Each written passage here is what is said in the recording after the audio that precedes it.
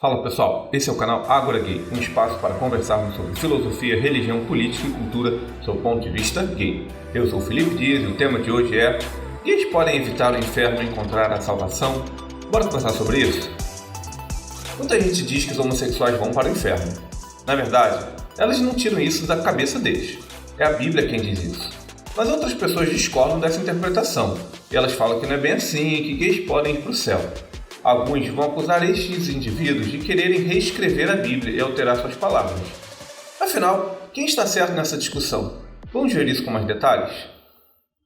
Se você é gay e cristão, antes de explicar por que os homossexuais realmente vão para o inferno, eu gostaria de conversar com você sobre teologias cristãs. Se você é nascido e criado numa igreja e numa fé, talvez você chame tudo o que você acredita de cristianismo, mas não é bem assim. A palavra cristianismo tem milhares de correntes religiosas. Cada uma delas interpreta a Bíblia de uma forma completamente diferente da outra. A essa interpretação específica chamamos de teologia da igreja. Vocês querem ver um exemplo? Para a maioria das igrejas cristãs, Jesus é a encarnação de Deus. Mas as testemunhas de Jeová não acham que Jesus é Deus, por exemplo. Na igreja católica, se dá ênfase numa vida sem muitas riquezas. Na igreja universal, o foco é a salvação por meio da riqueza. A igreja católica dá muito mais ênfase no Novo Testamento, mas o adventismo foca em certas passagens do Antigo Testamento, como guardar o sábado, por exemplo. O luteranismo prega a livre interpretação da Bíblia. A Assembleia de Deus enfatiza a interpretação que o pastor diz. No catolicismo se cultua santos, outras igrejas dizem que eles são demônios. Até aqui, já dá para ver que o cristianismo é um universo de crenças não só distintas, como muitas vezes contraditórias entre si. Embora isso possa parecer óbvio para muitas pessoas, para tantas outras não é. O que elas chamam de cristianismo é a crença particular de uma igreja. Vocês podem estar se perguntando, tá, mas o que isso tem a ver com gays? Vamos lá. Tem a ver que, em função de tantas ideologias diferentes, as igrejas têm visões distintas sobre o que é pecado. Para algumas, ganância é pecado. Para outros, acumular dinheiro é salvação. Algumas igrejas dizem que ver TV, se depilar, se masturbar, ouvir música do mundo ou canções profanas, horóscopo, jogar RPG ou até usar bermuda é pecado.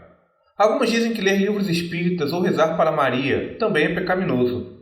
Já para tantas outras, essas não são questões de pecado. Outras dizem que devemos dar 10% do nosso salário, mas tantas outras igrejas afirmam que devemos dar conforme nosso coração e nossas condições.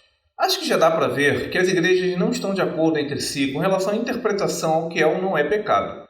Embora algumas coisas sejam óbvias, como não roubar, não matar, tantas outras não são tão claras assim. Mas a coisa não para por aí. A contradição também envolve as razões pelas quais as pessoas vão para o inferno. Em algumas igrejas, diz-se que para ir para o céu basta crer em Cristo. Outras igrejas dizem que não basta crer nele, pois isso é muito fácil. Se a pessoa vive cometendo pecado, mas diz que acredita em Jesus, logo ela não vai para o céu. Assim, algumas teologias vão dizer que, além de acreditar em Jesus como seu Salvador, é preciso viver uma vida pura, santa e evitar o pecado a todo jeito. Mas se as igrejas não estão de acordo entre si no que é pecado, como faz? No entanto, a coisa vai além. Supondo que pequemos, o que fazer? Basta pedir perdão. Mas quem perdoa? O padre, o pastor ou a comissão da igreja? Nossa própria consciência ou Deus? E, em sendo Deus, como saber se ele perdoou de verdade? Seja como for, eu não sei se vocês concordam comigo, mas essa coisa de pedir perdão e obter a salvação é muito doida. Imagina um cara que levou uma vida fazendo todo o mal do mundo, prejudicando pessoas, matando e roubando. Daí ele chega lá, pede perdão ou sei lá o que, aceita Cristo e pronto?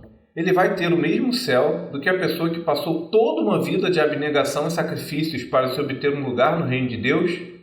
Ora, se assim o é, basta as pessoas passarem a vida inteira pecando e transando por aí e quando ficarem doentes ou coisa parecida, pedem perdão. Pronto, resolvido.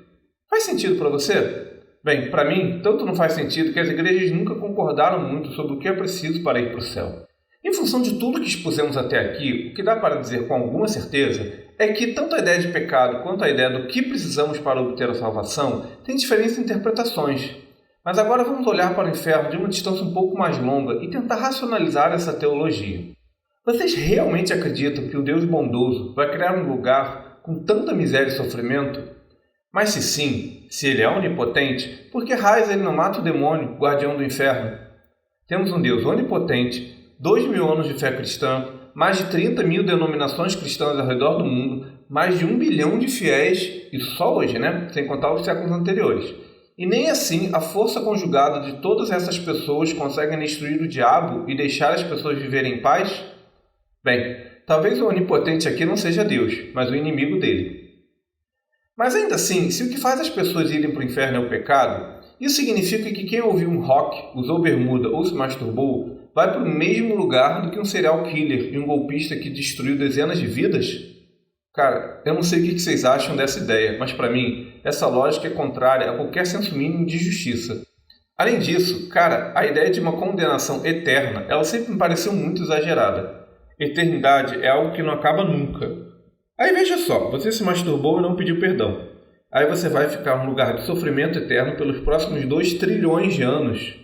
Aí você chega lá para Deus, pede perdão, e esse Deus cheio de misericórdia é incapaz de perdoar seu onanismo? Essa é a concepção de amor e compaixão divinos?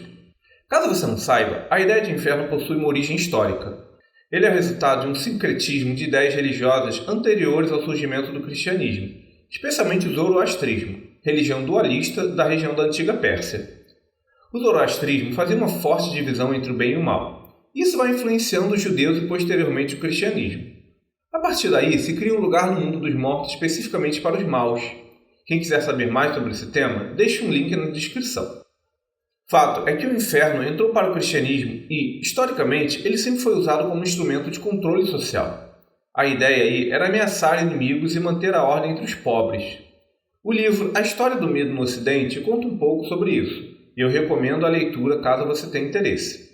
Mas o que interessa aqui é você, gay, que tem medo de ir para o inferno, só tem esse medo devido a uma construção histórica. Ninguém sabe o que verdadeiramente acontece depois da morte. Sobre isso, é bom lembrar que existem várias concepções de vida pós-mortem. As religiões orientais e o espiritismo acreditam que existem planos de consciência depois que morremos, e que você vai ocupá-los em função do seu karma ou do seu nível de evolução. E a cada reencarnação, você vai subindo num plano de consciência superior até obter a libertação da matéria ou a iluminação, que é quando você não precisa mais reencarnar. Sob esta ótica, não há nem céu e nem inferno, por exemplo. Outras culturas não acreditam nessa dualidade e pensam que a alma dos falecidos ocupará um lugar chamado Reino dos Mortos.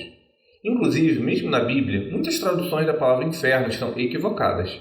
Originalmente, os autores de alguns livros bíblicos se referem a Sheol ou ao Hades, que são reino dos mortos nas culturas hebraica e grega, respectivamente.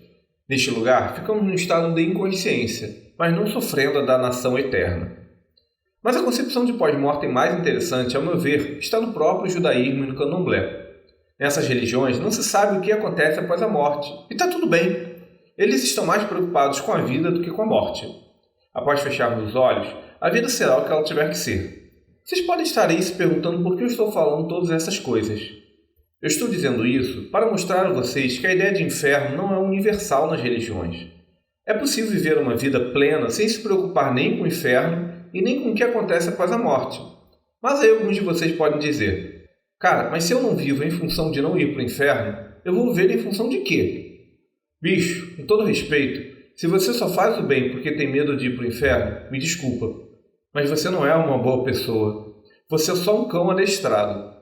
A meu ver, devemos buscar o bem porque queremos ver o nosso próximo feliz, porque queremos ver nosso país prosperar, porque queremos ver estrangeiros visitarem nossa nação e admirar nossa cultura e nosso senso de coletividade. Ou simplesmente porque queremos deitar a cabeça no travesseiro com a consciência tranquila e com o nosso senso de dever cumprido. Por fim, se você é gay e tem medo de ir para o inferno, cara, é possível remodular essa crença em inferno. Aliás, a própria ideia de salvação já me parece um pouco absurda. Isso significa que um Deus bondoso, nosso Pai, nos criou em perigo imediato. Pessoalmente, essa teologia nunca envolveu meu coração. A vida foi feita para ser vivida em sua plenitude, e não um tormento eterno de medo com o que acontece depois. Gente, eu queria muito dizer para vocês que a Bíblia não condena os homossexuais ao inferno, que está todo mundo errado nessa interpretação e que no fim gays podem ir para o céu. Mas o que eu quero verdadeiramente te oferecer é a libertação da própria ideia de inferno, porque ela simplesmente não faz sentido. Tente, você vai se sentir mais leve. Mas mesmo que você não consiga se libertar desta ideia, eu posso te oferecer uma coisa.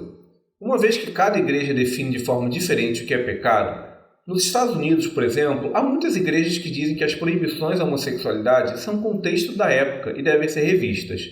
Em função disso, muitas instituições já fazem até casamentos homoafetivos. Então, aquilo que você chama de cristianismo não é universal. Há outras interpretações. Corra atrás delas.